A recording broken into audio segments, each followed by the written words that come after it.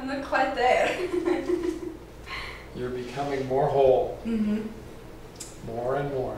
Mm-hmm. It's happening. Mm-hmm. I must say, with me being different, my husband is also different. Yes. Things happen differently. Uh-huh. So,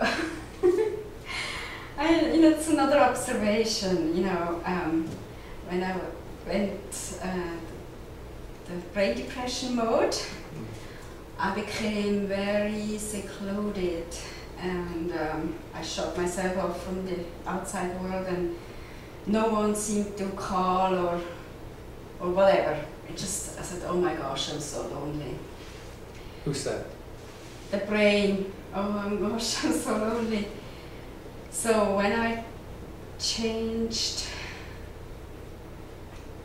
there was something happening a week ago. People come into your life, and it's interesting how the universe can set stuff up. Yes. So I met this woman.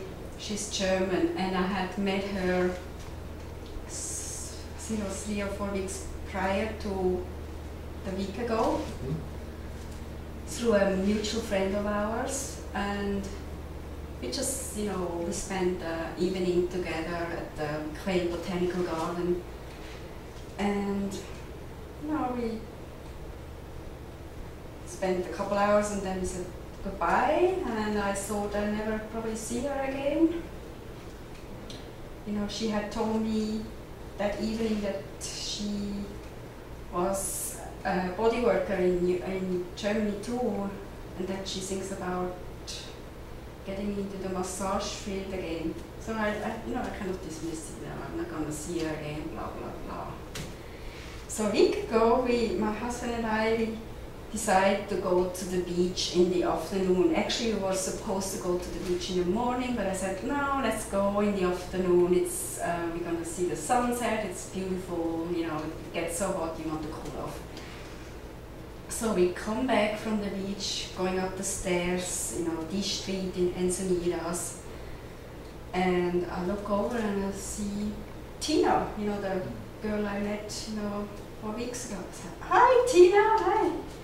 And then I went over there, and my husband said, hi, to her husband. So my husband knows her husband through work. And it was very funny, so we started talking, and then it was really nice. Tina's mother was there from Germany, and then 2 of her nieces visited, and we talked. And right before we parted, she said, oh, let's get together and practice massage, That wouldn't have happened before, but, I was available. Yeah, you have to be there. My energy was, was different. You have to be there before life can give you anything.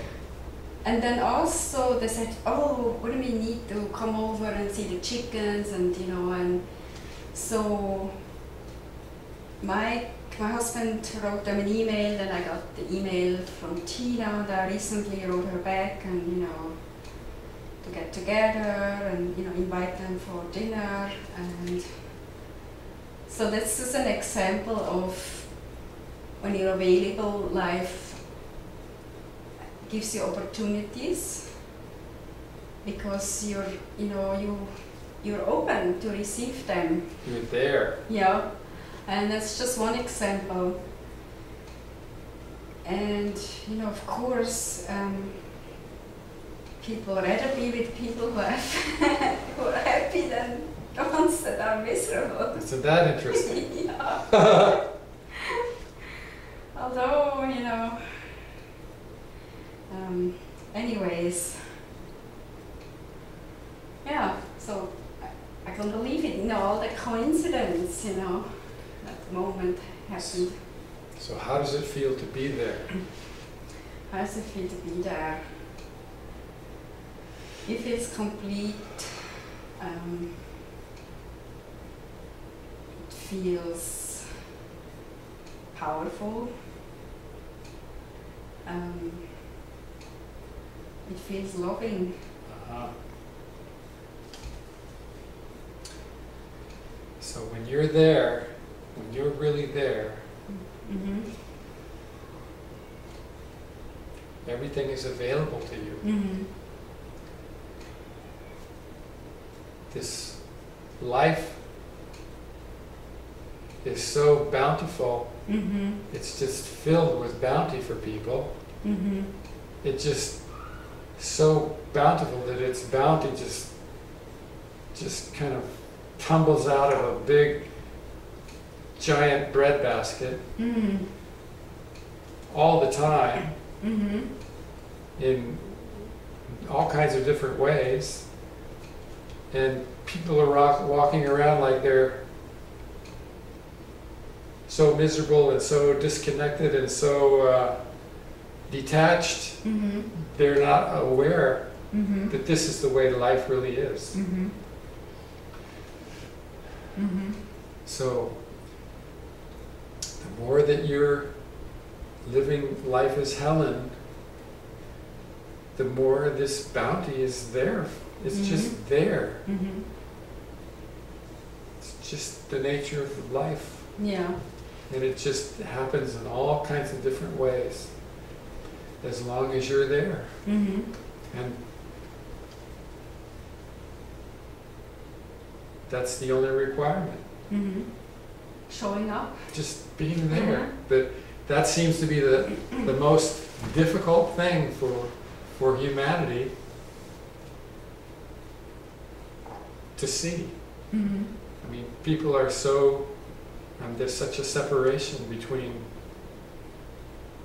people and life that they're cut off, that they're not available, they're not receiving what's there for them.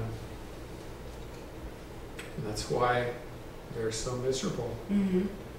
I remember one thing that comes up for me. I have a rose garden, and many years I always wanted a rose garden. And finally this year I was able to have it manifested.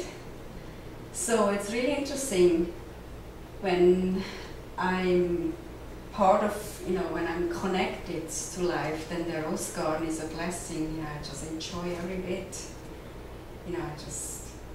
It's effortless to take care of the roses. You clip what needs to be clipped off, you fertilize them, you smell the roses, and then I've experienced the time when I'm cut off, where the brain takes over. I hate the rose garden. It becomes too much to take, it's too much to take care of. I neglect the rose garden. And who's talking then? Who's talking then? The brain, the thinker. So who's neglecting the rose garden then? Well, the brain says, don't bother with the rose garden. And I buy into it, and then, of course, it shows, it reflects. Yes.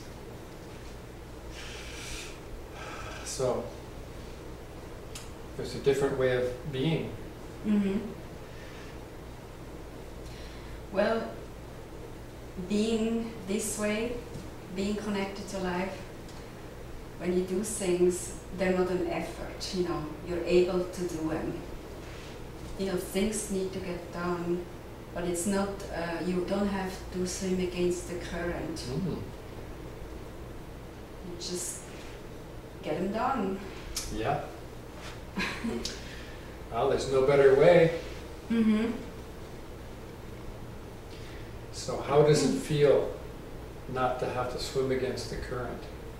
It feels relaxing. And it feels things are doable. Yes. Instead of not doable. Things are doable. Mm-hmm.